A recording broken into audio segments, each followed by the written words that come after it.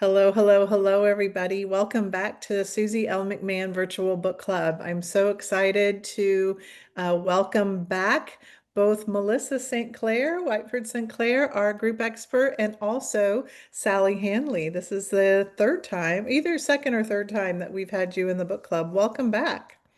Thank you. I'm so happy to be with you today. Fantastic.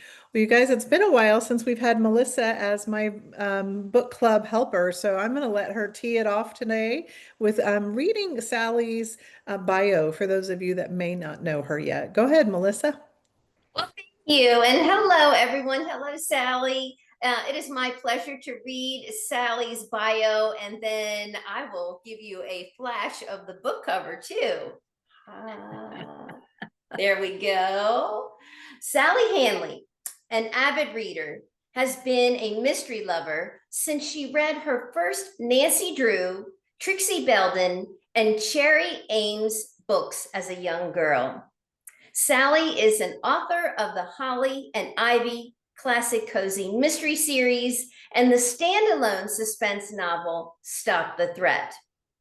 A member of Sisters in Crime and past president of the upstate South Carolina chapter, Sally hosts a monthly online mystery book club and a Meet the Authors series on her YouTube channel. Make sure you go there and like, subscribe, and comment, and connect with Sally on her website, sallyhandley.com. Sally, welcome back. Thank you, Melissa. Great to be here. Awesome, awesome. So let's hold up the book cover again, Melissa, because we are on, is this number five? Is this the fifth? Seven. This is Seven. Oh my book gosh, I can't. seven. Okay, so book seven and the Blooming Book Club Murder is what we featured this month.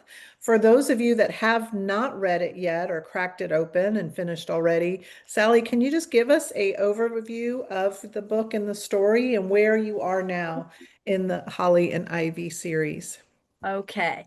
So, if anybody did read the series, it'd start with book one, second bloom, or yeah, second bloom. Um, my sleuths are two sisters who look alike. And in that first book, Holly lives in New Jersey. Ivy lives in South Carolina, and Ivy's coming for a visit. Holly wants to convince her to move in with her in New Jersey, sell her house because she has recently lost her husband. So Holly thinks it would be a great thing if she sold her house in South Carolina and moved back to New Jersey. Interestingly enough, this book seven involves Holly coming down to South Carolina to help Ivy move into her new condo. She has finally sold her house. Now, in spite of the fact that this is book seven, we probably have only progressed 2 years maybe in this book because I have a murder almost every season that they go through. Maybe 3 years, possibly at the most. But at any rate, that's how the book starts out. And in the first chapter, the sisters take a break from unpacking boxes to go to the Mystery Book Club, which is run by the local gardening club in South Carolina, where Ivy lives. So by the end of that chapter, they find the president of the club dead in the restroom, and the book goes from there.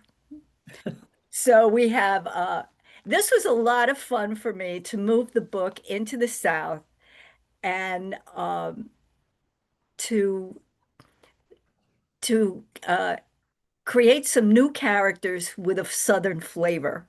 And especially after living in the South now for 10 years, um, there are certain characters. For example, in the first chapter, you meet Letitia Baldwin, and she's, like one of these higher ups from the State Garden Club.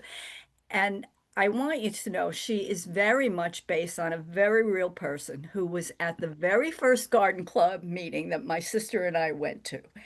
And these ladies are indomitable and they can move mountains, you know? It's just amazing to me what these garden club women can do. Uh, but you know, like in one of the conversations I have, um, Ivy revealed to Letitia wants Ivy to help with the judging of the flower show.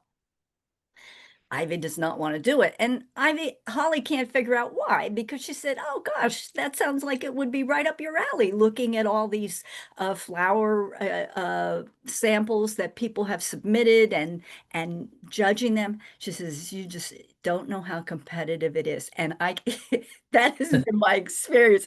We were members of the local garden club for a couple of years until, you know, we had some family things going on, and so we just couldn't handle all the responsibility of what we had to do.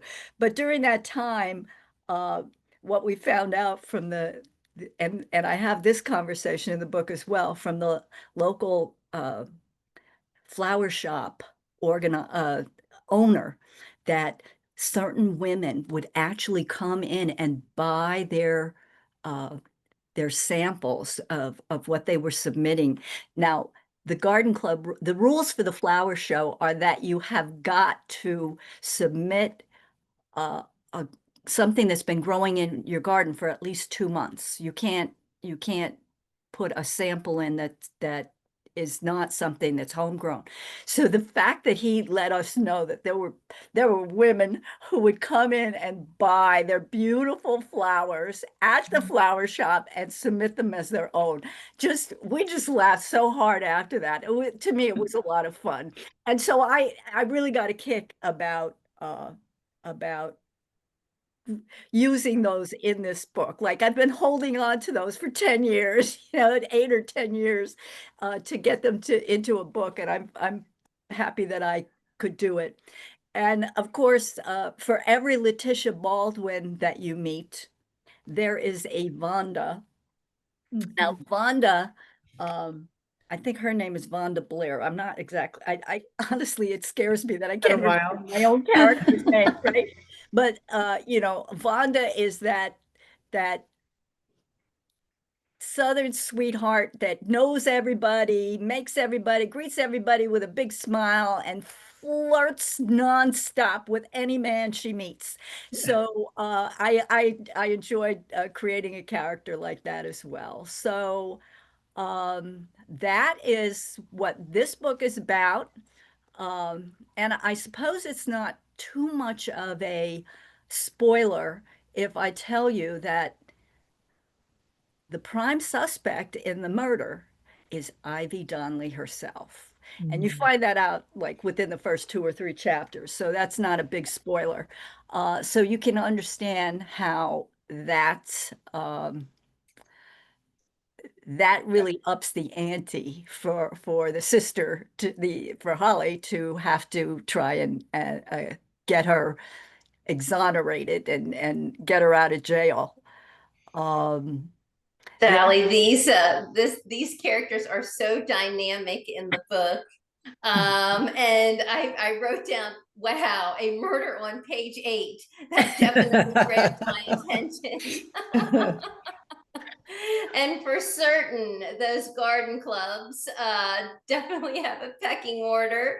But that was shocking about the borrow or whatever of the from the flower shops for their entries. That's a little scandalous in and of itself, right? Absolutely, absolutely. And it's funny that you should mention, you know, that I got the murder in very quickly because first of all, I remember that, you know, like one of the first people who read samples of what I was writing said, "Oh, you have like I didn't have the murder occur until a few chapters in. Oh no, you have to have a murder like on page 1." And I thought, "Really? I don't think that that's necessarily true." But a dear friend of mine who is my alpha reader. She reads as I write things, right? And I had taken a break and been working on something quite different from the series for a little bit. And when I started writing and sent her the first chapter, she said, "Oh my God, it just means you were dying to kill somebody." But yeah, I had a lot of fun with this. And as you're preparing, does the like murder, the action of the murder always come first, and then you kind of work around that, or in your mind when you're fleshing it out, does that happen first, or do you kind of build up to that? In my mind, well, I think you do need to have the murder occur early in the book. If it's a murder mystery, that's what people have come to expect, especially in cozy mysteries. Um, but when I'm writing, I do have the murder. I'm not good at outlining the whole story, but I do always know who the murderer is and who the murder victim is and the reason for it. Wow. However, I have to tell you, in um the Mystery of the Bogus Blooms, which is the book right before this one, book 6, I actually got maybe 3/4 of the way through the book, maybe 2/3, and I realized that it was too obvious. I had made it too obvious. All my clues were pointing to the actual murder. And I thought, this isn't going to work. Now, I either am going to have to go back and rewrite this whole book, or I have to change the murderer, which is what I did. Oh. And well, I haven't had anybody say to me, "Oh, I guessed it right from the start." But I thought it surprised me who the murderer was. So I felt pretty confident that it would be surprising to anybody who read the book. Because I had changed that. But yeah, I kind of always know the basic plot. And then writing is just like such a mysterious process, even to me after like I've written 8 books. Uh, it's just things happen when you start to write. And you have characters, especially here where I know the characters so very well. I know how they would talk to one another and they say something, and then it generates a whole different idea. That's where the ideas start to click when you have the characters talking to one another. So that's kind of my how I write and how it works for me. Uh-huh. So I have a question to go back to in case there's someone who hasn't met you before, Sally. And I remember when I first learned of the term cozy mystery, Mhm. there's such a difference between a cozy mystery and a thriller, like we featured with Michael Oh. Licker this summer. Tell everyone what is the definition and the requirements for a cozy mystery. Okay, so a cozy is what that word sounds like. It's takes place in a small, close-knit community. Most of the characters know each other. They're they they're involved in each other's lives. A cozy mystery is a Jessica Fletcher Murder She Wrote kind of story where there's the mostly the blood and the violence. The murder always kind of takes place off screen. You don't describe any of that. You uh, you don't have graphic sex. Uh, uh, Although you hint at it for sure. You can hint at it, which I like to do with my main characters. And what else is there that would make a cozy mystery cozy? It's there are tropes, of course. The sleuth is an amateur very frequently, which is totally unrealistic if we think about real life. I mean, um, uh, civilians rarely help solve murder mysteries with Right. police. That it only happens on TV and in cozy mystery books. So yes, the amateur sleuth, the person who reluctantly, accidentally gets involved because someone they know usually is accused of the crime, and then they feel like they're obligated to help and to solve to get the person out of trouble. And cozies usually have quirky characters. You have your main characters that are recurring through a series, and a cozy mystery has to be part of a series. It's almost a rule that you have to be writing a series when you're writing cozy mysteries, and because people love them. And I always said the characters really are the heart and soul of a cozy mystery, and if you like the characters, you want to continue to spend time with them. And so you go from book to book to book.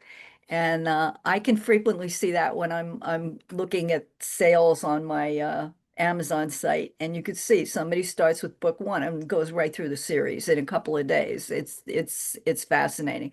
But basically, that's about everything that I can think of that are the hallmarks of a cozy mystery.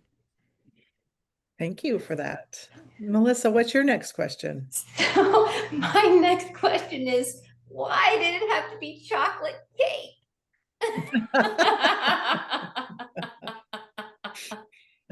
Oh, and it just had to be because Ivy loves the chocolate cake and she can't resist it. And so I thought that had to be perfect. That had because that's one of the recurring things about Ivy, who is loosely based on my younger sister, who will go into a restaurant and always look at the dessert menu first so she knows she wants to order. If the dessert menu looks really good, she's going to eat light for her main meal. And that's Ivy for sure. Uh, and so yeah, that's the fun part. She brings the chocolate cake over to the president, and that's what gets her in trouble. That's what gets her in trouble. So, also, if you've read the series, Mhm. um, you know that I brought back two characters from previous books. Um, and one is Nicky Manelli, Nick's son, who is an FBI agent. And of course, Jasmine, who is Holly and Ivy's niece. You meet her when they are reunited with their estranged sister Fern in let's see, the what is the name of that book? That The Gotta check Blooming the book. Treasure Murder. The Blooming Treasure Murder. That's book 5, okay, in the series. So that was a lot of fun because it gave me a chance. I had kind of kept Nick Manelli out of this book by leaving him up in New Jersey. But I needed somebody in an official capacity to help Holly get through this. And so the first one she calls is her niece, who is an assistant district attorney in Florida, who comes right up to help her. And of course, it gave me an opportunity to introduce a new love match in the series, which I thought, if only I knew something about FBI and what it's like to be a district attorney, because that could be a whole other series. But I don't think I could. I don't think I know enough about those things to write that kind of a book. But it was fun to have a new little blooming romance there in that book. Always, Yeah. always. Yes. No, tell us more about your because your program or your book club that you have is similar to this virtual book club in the sense that you feature someone and then do an interview. When did you start that, and how long do you expect to continue to run? Or do you just kind of reevaluate every 6 months like I do. Well, on a day when I'm tired, I'm thinking, I don't think I can do this anymore, right? But okay, the Mystery Book Club started with the upstate South Carolina chapter. And I was president at the time. And Linda Lovely, who was one of the longtime members, came up with the idea for this club. And we first started it with Fiction Addiction, which is a local privately owned bookstore, which since then has gone out of business. Okay. Uh, but when we used to meet at the bookstore, uh, but of course, COVID came along. Mhm. And that changed all our lives and all our worlds because Zoom became, Mhm. the way that people connected. And fortunately for me, I'm a little computer savvy. I worked in an office, I worked in marketing, so I had computer skills before I retired and started, working or joined Sisters in Crime. And Zoom came up and we were all, I said, look, I was unafraid. That was the thing. I was unafraid to try something new. I said, look, let's get this. There was a free version. I said, I'll get it. I'll send you all an invitation. Let's meet, see what, just the board members met. And we thought, well, this works just great. We can do this. We can handle our meetings. And I know there are a few other organizations that really faltered during that time period because nobody was able to make that transition to a whole new way of meeting. Right. Um, and the thing is now, it almost has become a preferable way to meet because we Mhm. can talk to people anywhere in the country. We can Right. get authors from anywhere to join us online. So it has its drawbacks. We miss meeting in person, but boy, what other opportunities Zoom has opened for us. Right. But okay, so I digress. Enough of my Zoom fandom. All right, so I uh, did my stint as president for 5 years, and then I was just doing the mystery book club, and then the existing board decided that they didn't want to host it anymore, and I thought, well, I've been doing this the whole time. I could do this on my own. So that's how I got started, I'd say like 2, 3 years ago. But I still run it the same way. I'm not the moderator. Mhm. I invite a writer to moderate for a quarter. So for 3 months, they get to pick the books that we will read. Mhm. And if they know an author, they can invite the author of the book to join us. So some meetings have the author of the book and some don't. It's just how, I mean, we're going to be reading something by Robin Cook this quarter. I don't think Robin Cook's going to join us, okay? I think I think when our moderator Peg Roach, uh, M.E. Roach is her pen name. I think when she sent an email, Robin, it said to address all inquiries to his PR firm or whatever. So yeah, there you Mhm. have it.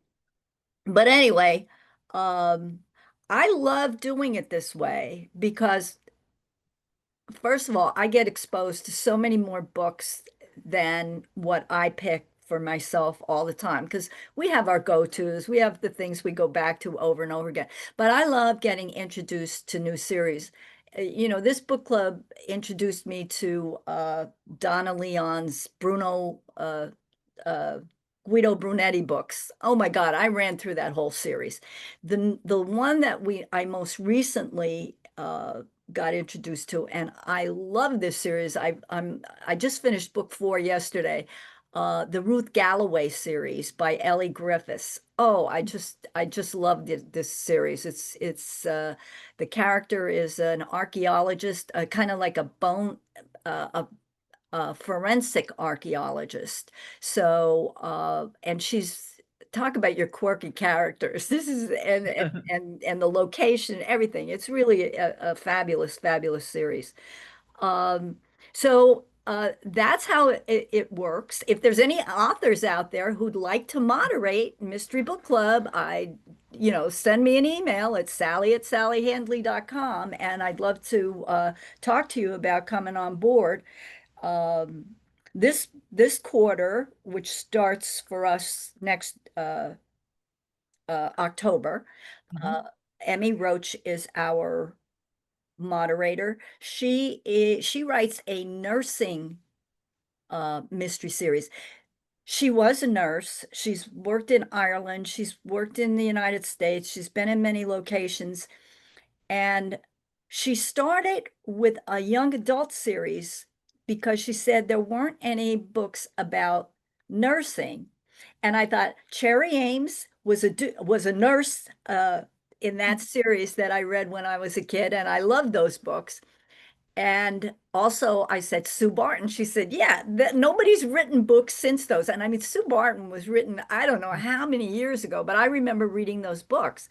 So she wrote a few YA books, and now she's got Nora Brady is her main character. She's an adult. She works with the both as a nurse and with the police department. And I'll tell you, I read one or two of the books in the series. The last one, she's also put all her books on audio. She did it herself. And Wow. this last one, Fire for Hire, was excellent. It was such a good mystery. So that's Peg, and she's our moderator, and she's got a paranormal theme going on. And I just finished reading When the Lantern Swings by Alan T. Grimes, Mm. and there's a ghostly uh, Creature. A ghostly accent. yeah, Or- there's definitely a very mysterious murderer, and that's then we're going to read a Robin Cook book, and then uh, one of Peg's own books. I can't think of the name of it right now, but at any rate, that's how that works. And then on my YouTube channel, I uh, post the recordings of the meetings. And we fortuitously read the Thursday Murder Club several last year, I think it was. And since then, it has become a Netflix series starring Helen Mirren, Pierce Brosnan, Ben Kingsley. I mean, it's like a big deal. Yeah. So when I go to my YouTube channel, that mystery book club has been viewed about 452 times the last time I checked. Because Wonderful. yeah, it's that I guess people search that title, and then when this comes up, they take a look at the book club, because we loved that book. And I have got to catch I have to catch that series because I love Helen Mirren. Uh, Yeah. Anything she does is great.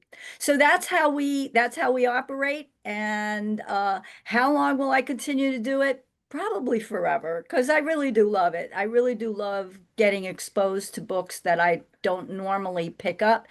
And there's something about a book sticking with you when you get to talk about it with people. Right.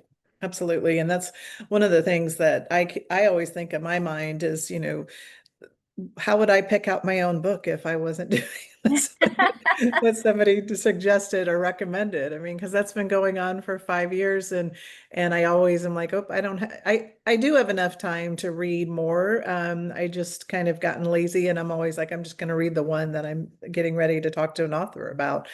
So it's fresh in my mind. But I think that the virtual book club world is strong. I mean, there's all kinds of shapes and forms and sizes, and it's interesting to see how over since COVID, how it stayed along. You know, the idea of having authors and writers and readers get together and build community. And I think that's what I enjoy the most is getting to know someone like Sally Handley, getting to know Melissa, and still being friends. You know, 5 years in because of getting together like this. But with that, Melissa, I'm going to have you do another question, and then I have I have one that I want to ask too. But you go first.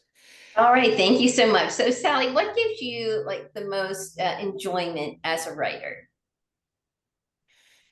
What gives me the most enjoyment as a writer? Mm-hmm. Well, it's funny. I heard somebody say, I don't like writing as much as I like having written. Having it done. But to be honest, I have a routine. I mean, I get up, I walk my dog, I have my breakfast, and I sit down and I start. And I write for about 2 to 3 hours in the morning. So um, I have learned, and this is the absolute truth for anybody who needs advice, it's just sit down and start. The hardest part, if you, and that's why if you establish a routine, you just do it. You sit down and you start. And as soon as your fingers hit that keyboard or your pen hits the paper, the ideas start to flow. And I do enjoy that. I do enjoy that a lot. But having written is always a lot of fun because you get to talk to people and meet people and talk about your books. And I love to hear what people enjoyed and that's a kick, knowing that somebody enjoyed something or saw it as funny as you did or whatever. But I do enjoy the writing. I do. And in the morning, I always had the computer read aloud to me the chapter that I wrote the day before. And that kind of, you get a kid, you go, hey, that's pretty good. I think that works. Yeah. So I do. I like the whole process. I like the writing life. I love going to conferences. I know everybody says most authors are introverts. I'm not. I love to go to conferences. I love to talk to people. I love every bit of it. Fantastic. Awesome. Fantastic. So, Sally, how long are you going to keep Holly and Ivy going? That's such a good question because I am writing something very different right now. Mhm. I got an idea for a Celtic fantasy. Oh, wow. And I was never thinking about writing anything like that, but a friend of mine who's a little witchy and she's got a little actually Kate Farmer is based on my friend. Mhm. She sent me a book called um, Kindling the Celtic Spirit. Now, I have to tell you, I don't read books like this. I don't read nonfiction. I only read fiction. I don't read short stories. I read novels. That's it. So don't ask me why, but I started reading this book as soon as she sent it to me. And that's where I got the idea for this fantasy that I'm writing.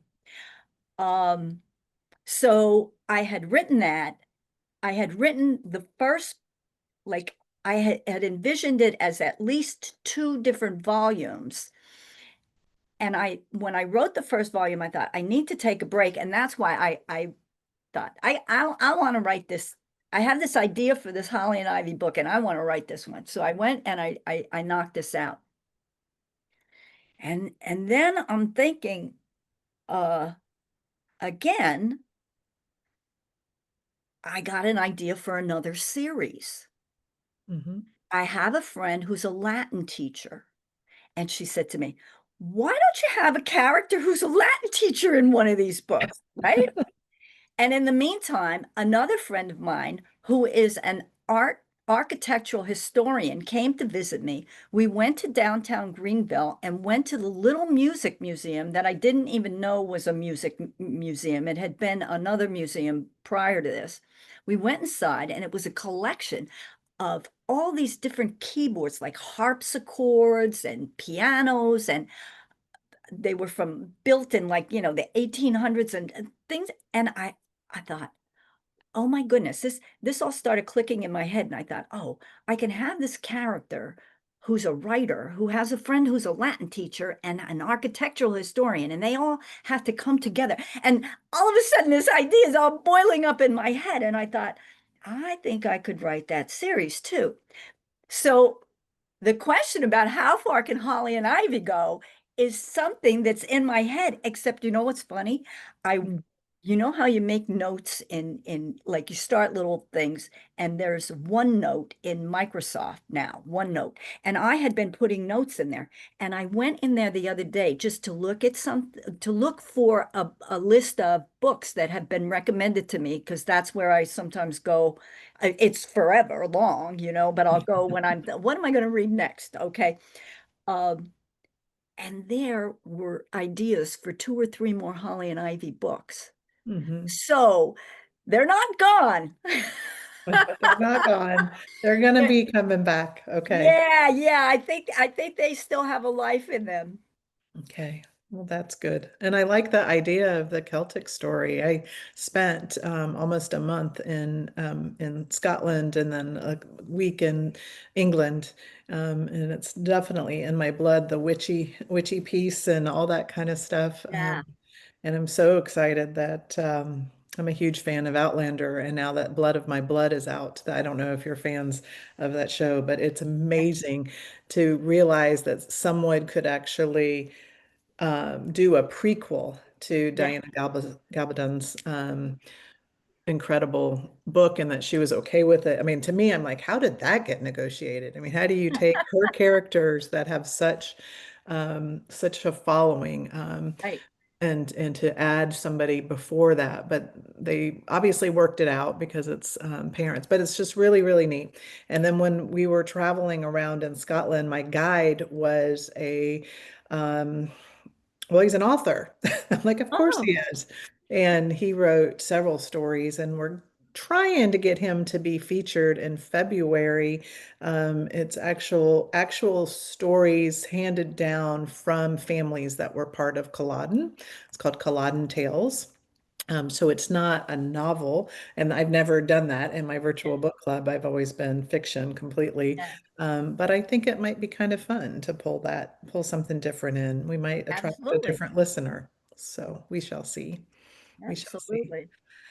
And so the other question that I always have that we ask, it seems like every interview is, what are you reading now and what would you recommend? What's on your bedside table? I know you said you got a long list in the computer, but what are you actually reading now? I think you might have mentioned some of them earlier, but Well, I loved the Elizabeth Peters Amelia Peabody series. okay. And I didn't know, I knew she had written another series as Barbara Michaels, and I think I may have read one book and I wasn't crazy about it. And I did not know she wrote another series called it's the Jacqueline Kirby series. And I just went yesterday and I downloaded the first book in that series called the seven, I think the seven sinners. So the main character is a librarian. And now this is what I mean about when you send things out into the universe, you float an Comes idea back. out there, and all of a sudden this stuff comes to you. So now I didn't know this. I started to read it. Not only is she a librarian, the character who's talking about this, or this character that she meets up with in the first chapter of the story, is an architectural historian. Oh, funny. So I have to read Yeah. this book. I have to read this book. And of course, I'll be reading what I'm reading in Mystery Book Club. I just finished When the Lantern Sings. The Robin Cook book will be next, and then a Nora Brady mystery. Oh, that one is A Haunting on Dunbar Lane, I think is the name of it. So that's what's usually there's one on the Kindle upstairs, one on the Kindle downstairs, and then if I have a paperback somewhere, I'm reading that all at the same time. Mhm. Good for you. Good on you. Hey, Melissa, what are you reading these days? I know you said you're doing a lot of historical novels to go around with your advocacy work. What have you been reading lately? Yes, well, definitely a weighty subject. The last book that I read was Clan War. Mm. So very deep dive into the KKK, and then also a look at Grant and Reconstruction. So not an easy read, of course, but very educational for sure. And I see your post when you say new poem alert. How's the poetry going for you? Thank you for asking. Yes, writing a fair amount. And I have some that I have submitted for consideration for publication. So we'll see what happens. The most recent was included in the South Carolina Bard's Poetry Anthology. So I got to go to Charleston and read that poem as part of that with other authors. So it's fun. Congratulations. Thank you. So proud of my little Melissa. Book club admin, virtual admin, and then poof, all of a sudden becomes a very successful poet. I'm so proud. And with the two of you, we're kind of going to wrap up now. Does anybody have any last closing thoughts? We'll kind of let Melissa say her last closing thoughts. I'll say mine, and then Sally, you get to say good day to all of us. You'll be the last word today. Melissa, what have you been thinking about lately? I haven't talked to you in so long. Well, I'm going to stay on the subject of Sally's book.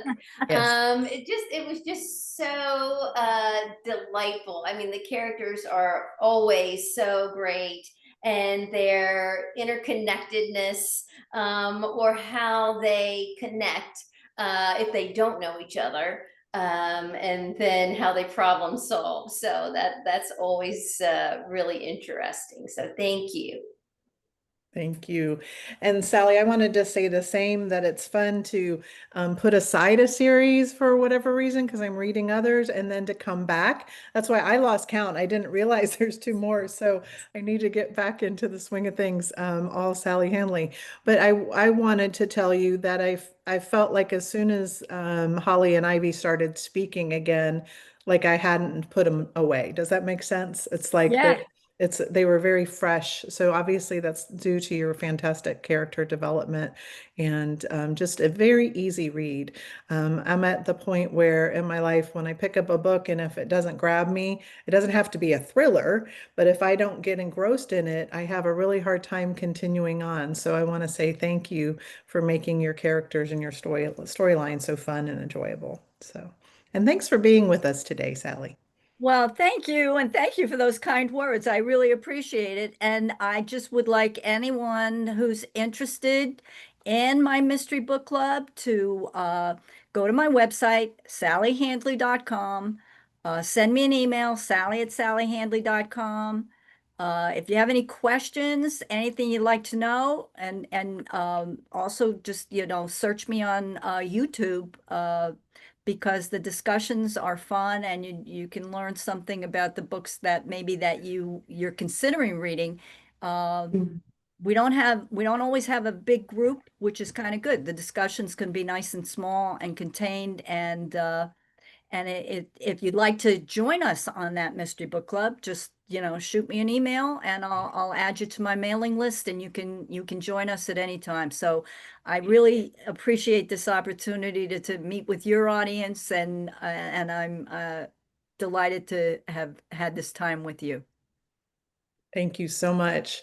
And everybody, just a reminder that our next book is going to be Good Hair Days by Olivia Walls, Walz.